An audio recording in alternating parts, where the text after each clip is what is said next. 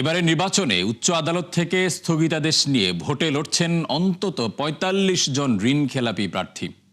অথচ অন্তর্বর্তী সরকারের অন্যতম প্রতিশ্রুতি ছিল এদেরকে বাইরে রাখার। অর্থ পরিশোধ না করেও সুযোগ পাওয়া এরকম ২২ জনের তথ্য এসেছে একাত্তরের হাতে, যাদের কাছে বিভিন্ন ব্যাংকের পাওনা ৭.৫ কোটি টাকা। এর মধ্যে বিএনপির ১২ ও স্বতন্ত্র ৮ জন। বিস্তারিত জানাচ্ছেন আব্দুল জাহের আনাস।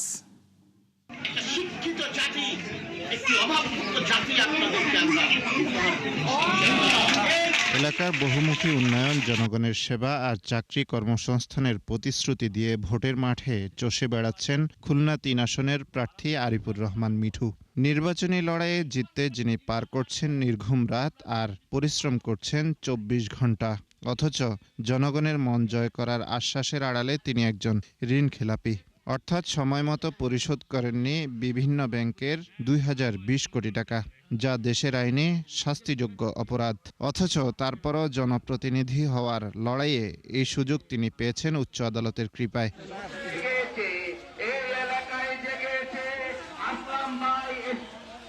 একই অবস্থা চট্টগ্রাম ৪ আসনের বিএনপির প্রার্থী আসলাম চৌধুরীরও।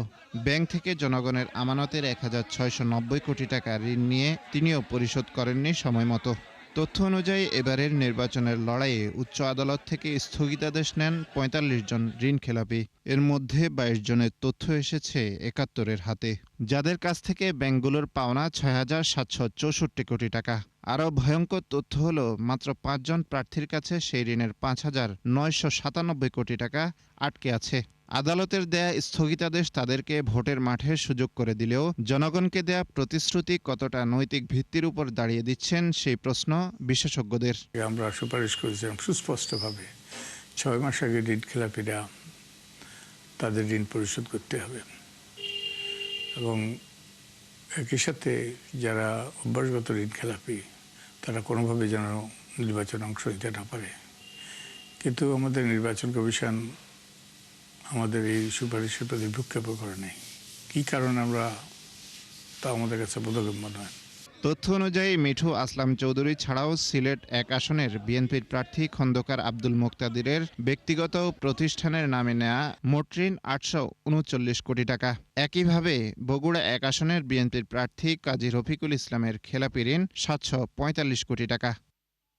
চট্টগ্রামের প্রভাবশালী গিয়াসউদ্দিন কাদের চৌধুরীও ভোটের মাঠে লড়ছেন ৬৮০ কোটি টাকার ঋণ খেলাপি অবস্থায়, আর তার স্ত্রী ও সন্তানদের নামে রয়েছে আরও ২৪ কোটি টাকার ঋণ। এছাড়া ব্রাহ্মণবাড়িয়া ১ আসনের স্বতন্ত্র প্রার্থী একরামুজ্জামানের ২৩২ কোটি, মানিকগঞ্জ ২ আসনের জাতীয় পার্টির প্রার্থী এস.এম. আব্দুল মান্নানের ১২২ কোটি, ভোলা ২ আসনের বিএনপির প্রার্থী হাফিজ ইব্রাহিমের স্ত্রীর ১০৯ কোটি, ময়মনসিংহ ৫ আসনের বিএনপির প্রার্থী জাকির হোসেনের ৯৭ কোটি টাকার খেলাপি ঋণ রয়েছে। আইনগতভাবে তো ঋণ খেলাপি নির্বাচনের জন্য প্রার্থী হতে পারেন না, সেই কারণেই তো এই বিধিটা করা হয়েছে। আমি ঋণ খেলাপি, অথচ আমি প্রার্থিতা পেয়েছি ঋণ খেলাপির তথ্য গোপন রেখে। আমি যেরকম অপরাধী, নির্বাচন কমিশন আমার তুলনায় কম অপরাধী নয় বলে আমি মনে করি। তারা ঋণ খেলাপি এবং বিশেষত দ্বৈত নাগরিকত্বের ক্ষেত্রে এবং অনেক ক্ষেত্রে তথ্য গোপনের ক্ষেত্রে যে নমনীয়তা প্রদর্শন করেছে তা সম্পূর্ণরূপে অগ্রহণযোগ্য এবং সুষ্ঠু নিরপেক্ষ নির্বাচনের যে আকাঙ্ক্ষার পরিপন্থী। তালিকায় আছেন নাগরিকৈক্যের মাহমুদুর রহমান মান্না, চট্টগ্রাম ১৬ আসনের বিএনপির প্রার্থী মিশকাতুল ইসলাম চৌধুরী, মৌলভীবাজার ৪ আসনের মুজিবুর রহমান চৌধুরী সহ আরও অনেকে, যাদের সবাই উচ্চ আদালত থেকে স্থগিতাদেশ নিয়ে দাপিয়ে বেড়াচ্ছেন নির্বাচনী মাঠ। আব্দুল জাহের আনাস, একাত্তর, ঢাকা।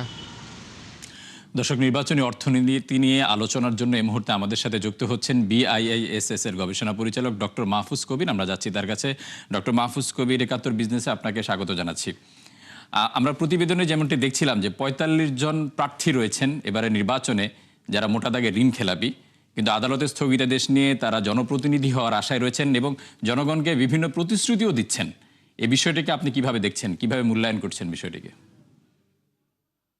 রাজনীতির প্রক্রিয়া অংশগ্রহণ তো আসলে খারাপ কিছু নয়, কিন্তু আমরা সবসময় দেখতে পাচ্ছি যে আসলে অনেক ব্যবসায়ী তারা আসলে ক্ষমতায় যায়, মন্ত্রী এমপি হন, কিন্তু আলটিমেটলি তখন তারা আরো বেশি বড় ঋণ খেলাপি হয়ে ওঠেন। এবং যারা আসলে এই মানে ব্যাংকে প্রতিশ্রুতি তারা নিয়মিত ঋণ পরিশোধ করবেন সেটাই পূরণ করতে পারেন না, তাহলে জনগণের কাছে যে প্রতিশ্রুতিগুলো আছে তারা সেভাবে কিভাবে পূরণ করবেন? আর একটা বিষয় হচ্ছে যে তারা বিভিন্ন ভাবে আসলে এই ক্ষমতার বলয়কে প্রভাবিত করেন। অতীতে আমরা দেখেছি যে যারা একেবারে ক্ষমতা কেন্দ্রের কাছাকাছি তারা বিশাল ঋণ খেলাপি হয়ে এখন জেলে আছেন, আত্মগোপনে আছেন। তো সব মিলে আমার কাছে মনে হয় কি যে এই যে সংস্কৃতি যেটা তৈরি হয়েছে যে এই বড় ঋণ খেলাপি, তারা রাজনীতিবিদ, তারা এমপি মন্ত্রী হতে চান, তো এটা করে আসলে যতটা আসলে দেশের উপকারের কথা চিন্তা করে তারা করেন বা প্রতিশ্রুতি দেন, তার চাইতে বেশি হয়তো নিজেরাই নিজেদের লাভের জন্য চিন্তা করেন। তো এইগুলো এই সংস্কৃতি থেকে বের হয়ে আসাটা খুব জরুরি ছিল এই সময়টাতে, যেটা আসলে আমরা দেখতে পাচ্ছি যে হয়নি। কিন্তু আমরা যতদূর জানি যে অন্তর্বর্তী সরকার তো এইসব বিষয়ে শক্ত পদক্ষেপের ঘোষণা দিয়েছিলেন, কিন্তু কার্যকর হলো না। কি কারণে কার্যকর হয় না? কোন দুর্বলতাটা আসলে কোন জায়গায়? না, এই অন্তর্বর্তী সরকারের দিক থেকে কিন্তু এই যে বিভিন্ন আলাপ আলোচনা যখন হলো জুলাই চার্টার প্রণয়নের আগে, কিন্তু দফায় দফায় বিষয়গুলো আলোচনা হয়েছে। কিন্তু আলোচনা হয় এক বিষয়, আর সেই বিষয়ে যে আইন প্রণয়ন করা, মানে শক্ত আইন প্রণয়ন করা, সেটা কিন্তু আরেকটা বিষয়। এখানে নির্বাচন কমিশনের একটা শক্ত ভূমিকা থাকা দরকার ছিল, এবং এই কমিশনের দিক থেকে প্রয়োজনের আইন সংশোধন করে যদি এই জায়গাতে একটা শক্ত পদক্ষেপ নেওয়া যেত, তাহলে আজকে কিন্তু আমরা এটা দেখতাম না যে মাত্র কয়েকজন প্রার্থীর হাতে কয়েক হাজার কোটি টাকা হচ্ছে খেলাপি ঋণ, এবং তারা যখন আসলে নির্বাচিত হবেন তখন দেখা যাবে যে বিভিন্নভাবে তারা ব্যাংককে প্রভাবিত করার চেষ্টা করছেন বাইরে থেকে যে অবস্থা। তো এরপরে নির্বাচিত হলে তখন তারা কি করবেন সেটা তো সহজে অনুমেয়, এবং এই সমস্ত কারণে কিন্তু ব্যাংকগুলো একেবারে খাদের কিনারে চলে গেছে, এবং এখন অনেকগুলো ব্যাংক ধ্বংস হয়ে গেছে। তো আমার মনে হয় কি যে এই জায়গাটাতে এখন হয়তো খুব একটা সুযোগ নেই, তার কারণ যেহেতু উচ্চ আদালতের একটা স্টে অর্ডার আছেন, তো সুতরাং এখন আমার মনে হয় কি যে তাদের কাছ থেকে আসলে ডক্টর কবির, আরেকটি বিষয় জানতে চাই, সেটা হচ্ছে যাদের শক্ত পদক্ষেপ নেওয়ার কথা ছিল তারা কিছুটা নমনীয় হচ্ছেন, বিষয়টা এভাবে দেখা যাচ্ছে। যদি তাহলে এই ধরনের চর্চাগুলো স্বচ্ছতা, জবাবদিহিতার ক্ষেত্রে কতটা যৌক্তিক বা কতটা যুক্তিসঙ্গত? তো এই জায়গায় তো আমরা পরিষ্কার দেখতে পাচ্ছি যে অনেকে হয়তো গোপন করেছিলেন এই খেলাপির তথ্য, তো সেগুলো তো বের হয়ে আসছে, সেগুলো আমরা কিছু জায়গাতে দেখলাম। তবে এই জায়গাতে আদালতের আমার মনে হয় কি যে এতটা নমনীয় হওয়াটা ঠিক হয়নি। আর একই সঙ্গে যে যখন প্রার্থী বাছাই করা হলো, তো সেই সময়ে আসলে ভালো করে দেখা দরকার ছিল যে তারা আসলে খেলাপি কিনা বা কতটুকু খেলাপি।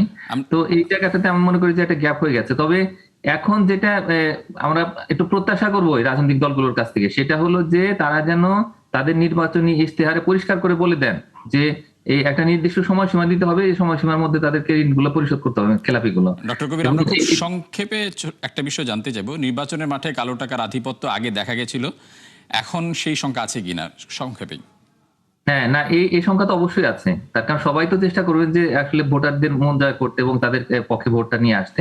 তো এই কারণে দেখা যাচ্ছে যে প্রার্থী নিজে, তার আত্মীয় স্বজন, তার বন্ধু বান্ধব, শুভাকাঙ্ক্ষী এবং দলীয় লোকজন তারা কিন্তু অর্থ দেদারসে খরচ করছে।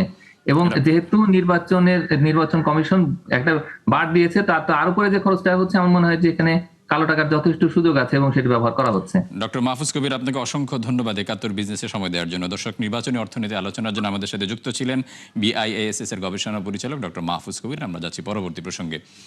আজ একনেকে উঠছে চীন বাংলাদেশ মৈত্রী হাসপাতাল প্রকল্প। প্রায় 2300 কোটি টাকার ওই প্রকল্পের 97% বিনিয়োগ করবে চীন।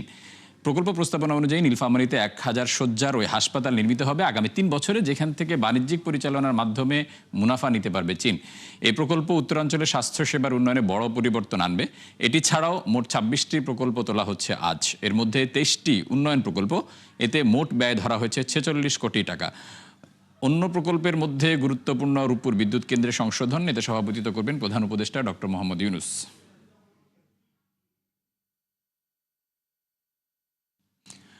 দর্শক, আন্তর্জাতিক কাস্টমস দিবস উপলক্ষে প্রেস ব্রিফিং এর আয়োজন করেছে জাতীয় রাজস্ব বোর্ড NBR। এই মুহূর্তে সেখানে রয়েছেন আমাদের সহকর্মী মইনুল হাসান। আমরা যাচ্ছি তার কাছে।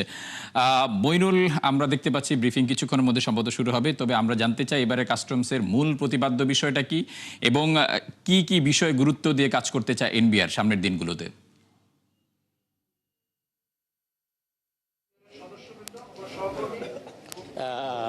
ফারুক, আপনাকে প্রথমে ধন্যবাদ যে আগামীকাল বিশ্ব কাস্টমস দিবস। এই বিশ্ব কাস্টমস দিবস উপলক্ষে এনবিআর কিন্তু আজকে একটি সংবাদ সম্মেলন আয়োজন করেছে, যেখানে সেই প্রোগ্রামটি 12টায় শুরু হওয়ার কথা থাকলেও এখন 12:30 পেরিয়ে গেলে সেই প্রোগ্রাম শুরু হয়নি। তবে কাস্টমস দিবস ঘিরে কাস্টমস বিভাগের কি ধরনের করণীয় হবে, তারা কি রেভিনিউ কালেকশন থেকে শুরু করে হয়রানি, যে বিভিন্ন ধরনের অভিযোগ দিয়েছেন ব্যবসায়ীরা, সবসময় দিয়ে আসেন যে কাস্টমস ক্লিয়ারেন্সের ক্ষেত্রে ধরনের অভিযোগ পেয়ে থাকেন, পণ্য খালাস যে ত্রুটি, এগুলো নিয়েই হয়তো তারা একটা আউটলাইন দেবেন এবং সেই বিষয়গুলোকে সামনে রেখেই আগামীকালকে কিন্তু কাস্টমস দিবস উদযাপন করা হবে। সেখানে আব্দুর রহমান খান এনবিআর চেয়ারম্যান উনি থাকবেন, নাজমা মোবারক থাকবেন বাণিজ্য অর্থ সচিব, এবং অর্থ উপদেষ্টা সালেউদ্দিন আহমেদ সহ বিভিন্ন ধরনের সরকারি কর্মকর্তা এবং অর্থ বিভাগের কর্মকর্তা এবং এনবিআরের কর্মকর্তারা উপস্থিত থাকবেন। তবে আমরা দেখেছি যে গত 6 মাসের যে অর্থাৎ এই চলতি অর্থ বছরের প্রথম 6 মাসে এনবিআরের যে রাজস্ব আদায়, সেখানে 46,000 কোটি টাকা ঘাটতি রয়ে গেছে। সেক্ষেত্রে কাস্টমস ডিপার্টমেন্ট থেকে আমরা দেখেছি যে 65,000 কোটি টাকা লক্ষ্যমাত্রার বিপরীতে এই সময় আদায় করতে পেরেছে 52,000 কোটি টাকা, অর্থাৎ সেখানেও কিন্তু প্রায় 13,000 কোটি টাকার মতো ঘাটতি রয়ে গেছে। সরকারের যে রাজস্ব আদায়ের অন্যতম 3টি খাত, একটি হচ্ছে কাস্টমস, একটি হচ্ছে ভিএটি ভ্যাট, আরেকটি হচ্ছে আয়কর। আমরা আয়কর থেকেও দেখেছি যে সবচেয়ে বেশি কিন্তু রেভিনিউ যে ঘাটতি সেটা রয়ে গেছে গত 6 মাসে। সব কিছু মিলে আগামী কালকে এই বিশ্ব কাস্টমস দিবসের অনুষ্ঠানে এই সব বিষয় নিয়ে হয়তো আলোচনা হবে এবং সেখানে পেপার উপস্থাপনও করা হবে যে কিভাবে রেভিনিউ, বিশেষ করে কাস্টমসের রেভিনিউ কোন কোন খাত থেকে আদায় করা হয়। সময় স্বল্পতা, আমরা আপনাকে থামাতে হচ্ছে। আপনাকে অসংখ্য ধন্যবাদ আমাদের সাথে যুক্ত হওয়ার জন্য। এবার কানাডার পণ্যে 100% শুল্ক আরোপের হুমকি দিয়েছেন মার্কিন প্রেসিডেন্ট ডোনাল্ড ট্রাম্প। ট্রুথ সোশ্যালে দেয়া পোস্টে ট্রাম্প জানান, কানাডা যদি চীনের সঙ্গে চুক্তি করে তাহলে কানাডার পণ্যে তাৎক্ষণিক 100% শুল্ক আরোপ করা হবে। গেল সপ্তাহে সুইজারল্যান্ডের দাভোসে বিশ্ব অর্থনৈতিক ফোরামে এক বক্তৃতায় বিশ্বের বৃহৎ শক্তিগুলোর সমালোচনা করেন কানাডার প্রধানমন্ত্রী মার্ক কার্নি। এর জেরে ট্রাম্প ও কানাডার প্রধানমন্ত্রীর মধ্যে উত্তেজনা বৃদ্ধি পায়। সম্প্রতি চীনা প্রেসিডেন্ট শি জিনপিং এর সঙ্গে সাক্ষাৎ করেন মার্ক কার্নি। বৈঠক শেষে তারা জানান দুই দেশ একটি বাণিজ্য চুক্তিতে পৌঁছেছেন, যার মধ্যে বৈদ্যুতিক গাড়িও আছে। দর্শক, এ ছিল ৭১ বিজনেসের এখনকার আয়োজনে। সরাসরি সংবাদ অনুষ্ঠান দেখতে চোখ রাখুন ৭১ ফেসবুক পেজ এবং সাবস্ক্রাইব করুন ৭১ ইউটিউব চ্যানেলে। থাকুন ৭১-এর সাথে।